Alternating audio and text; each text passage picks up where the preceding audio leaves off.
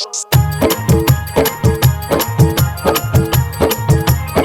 गे अम्बाली की रे कहलियो की अरे 1-2 किलो हमरो द दे। हट लफुआ डीजे मिठू राजा पटसोनी।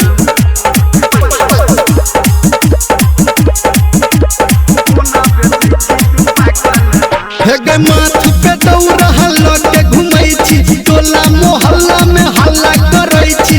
माथ पे दौड़ा हल्ला के घुमै छी टोला मोहल्ला में हल्ला करै छी। हमरो बता कोनी एकर दाम अरे एकर दाम चाहिए हमरो पाकल आम चाहिए हमरो पाकल आम दते के छौरी पाकल आम कोना बेचै छी तू पाकल आम।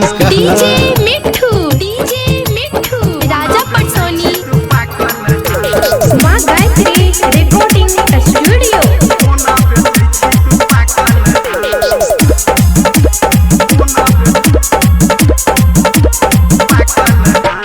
हटिया बजरिया के रेट लगा ले पैंच उधार के डेट बना ले।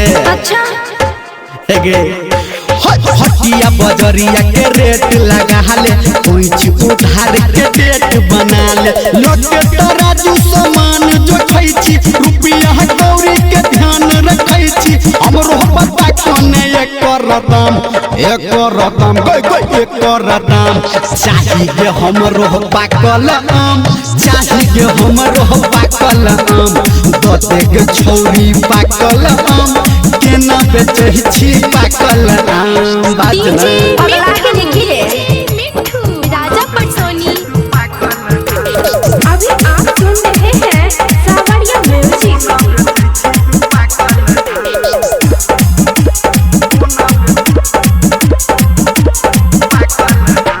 10-15 दिन आम के सीजन छै कहूनी रमलिया सुखल जमीन छै तैला के अखने बेच ले।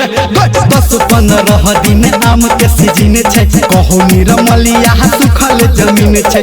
दो दिन हमरा तू चुन के लो ले न पैसा तू गिन के कर खत्म तू अपन काम